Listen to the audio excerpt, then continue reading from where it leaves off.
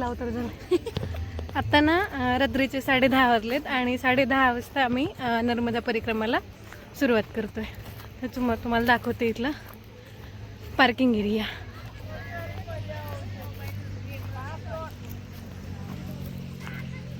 आणि ही आहे माझी पार्टनर, परिक्रमा पार्टनर केतकी. हाय, हॅलो, नमस्कार. मी कादंबरी आणि माझ्या नवीन ब्लॉगमध्ये तुमचं खूप सारं स्वागत. तर आज मी आणि माझी मैत्रिणी नर्मदा परिक्रमा करणार आहोत. तर त्याचा पूर्ण प्रवास दाखवते तुम्हाला. आपण ना आता हा रामपुरा स्टॉप आहे तिथून सुरू करतोय. चल. आणि ना 200 मीटर अंतरावर आपल्याला पहिलं मंदिर आलेलं आहे.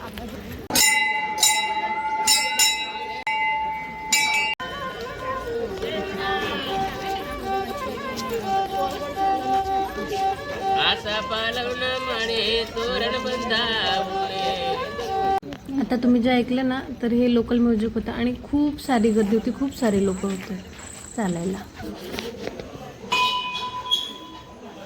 त्याच्यानंतर ना आम्हाला पहिलंच मंदिर जे लागलेलं आहे ते कुबेर. बघा, आम्ही पाठी म्हणून गाठलं मला तुम्हाला.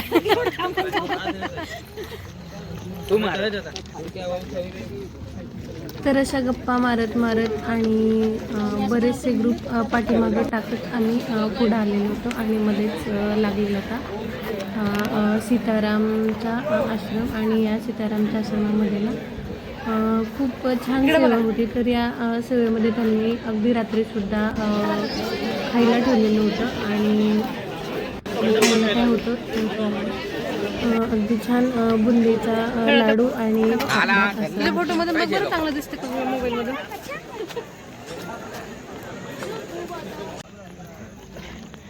आणि इथून ना आता थोडा कच्चा रस्ता सुरू होते आणि इथून आपल्याला समोर दिसते नर्मदा नदी. आता अंधारामुळे जास्त दिसणार नाहीये, जवळ गेल्यानंतर दाखवायचा प्रयत्न करते.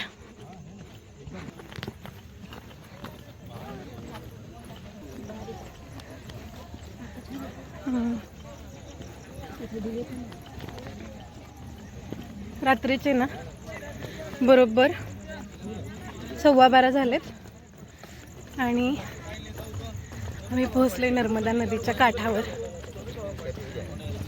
आणि हे ना असे दिवे लावून ठेवतात कोणी कोणी, असं पाहू शकताय. खरंच छान दिसते. एक काहीतरी छान आठवण राहावी आणि तिथल्या मातीला पाय तर लागलेत, परंतु हाताचा सुद्धा स्पर्श व्हावा आणि ती आठवण छान मनामध्ये रुळावी. सो नर्मदा परिक्रमा आणि 2026 असं मी त्या मातीवरती कोरलं आणि त्याच्या शेजारीच आमच्या दोघींची सुद्धा नावं लिहिलेली होती.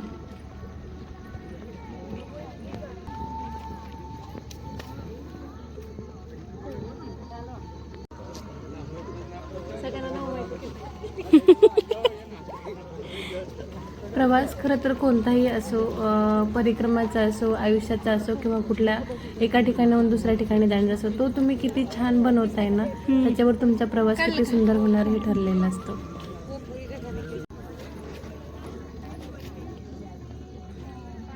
कोणत्या पण प्रवासामध्ये तुमचा पार्टनर, तुमचा सोबती तेवढाच इंटरेस्टेड आहे का, ही गोष्ट महत्त्वाची असते. त्यासाठी त्याला तेवढाच अल्लडपणा करता आला पाहिजे आणि आपल्यासोबत त्या मूडमध्ये, त्या क्षणामध्ये त्याला सुद्धा घुसता आलं पाहिजे. तर तुमचा प्रवास अधिक सुंदर होतो.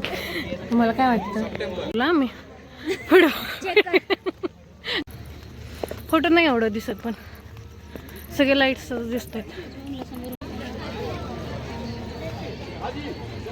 आता इथं जवळजवळ अर्धा अंतर कापलेलं होतं चालू आणि इथं नर्मदा देवीचं दर्शन आम्हाला झालेलं आहे. आणि इथं अर्धा अंतर कापल्यानंतर ना इथे विश्रांतीसाठी अशा बाजाची सुद्धा व्यवस्था केली होती आणि फॅन लावून टेंट उभारलेलं होतं आणि खूप छान वाटत होतं. थांब ना, टेंट छान बनवलं आहे ना.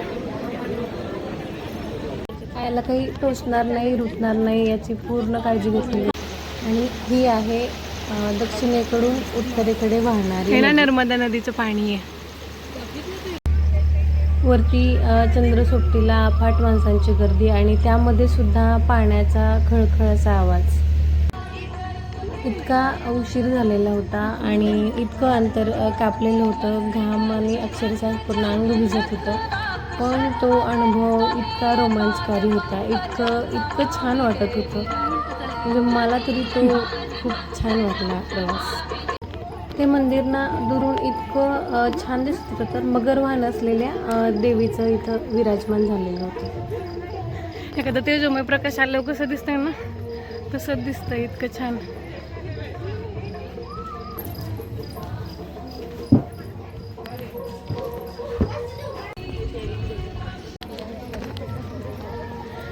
हा असा घाम आलाय. आणि स्पीड चांगला आहे ना, ते असे पुढे पुढे पडत असतात, बघितलं. इतकं वय झाले तरी सुद्धा आलेत नर्मदा परिक्रमा करण्यासाठी.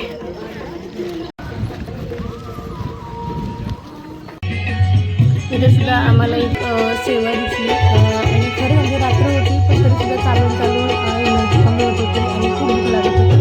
तर ह्याच्यामध्ये आपली मिठाची बुंदी असते तसं असतं आणि काहीशी थोडीशी शेव होती आणि त्या आमटी तर मला आपल्या कथाच्या आमटी, पण टेस्ट खूप ठिकाणी ना पाण्याजवळ असल्यामुळे बहुतेक तरी केळीच्या बागा असतील आणि तिथे अशी लाईटिंग केली तर खरंच एखाद्या लग्नाच्या वरातीतून जाते असा फील येतो. आता ना 2:30 वाजलेत, 2:30, आणि जवळजवळ 15 किलोमीटरचा रस्ता पार केला आहे आम्ही आणि एका ठिकाणी विश्रांती है ना. असल्यामुळे आणि मग एका ठिकाणी मला उसाचा रस दिसला आणि आता 2:45 झालेत आणि आपण पोहोचलोय नंदी घाटावर.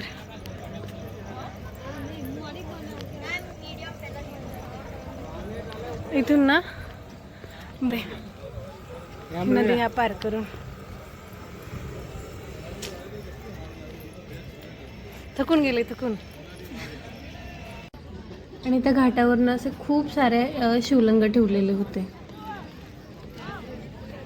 हा 3 वाजले 3 आणि हे सगळं रिकामं दिसतंय सध्या तरी.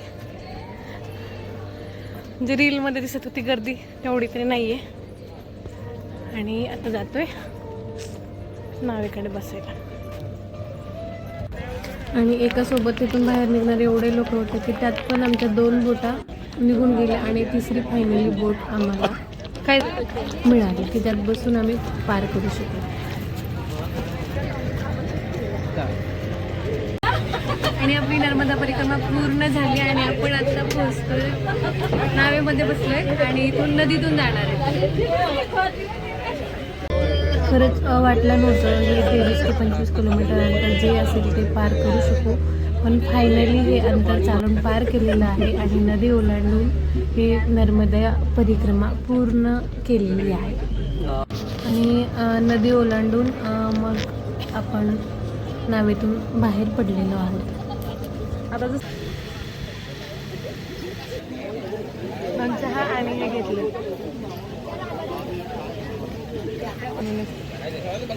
इथंच मग पायऱ्यावर उभं राहून एकदा हा सुंदर देखावा डोळे भरून पाहून घेतला आणि फायनली आपण रामपुरा या गावामध्ये परत एकदा पोहोचलेलो आहे.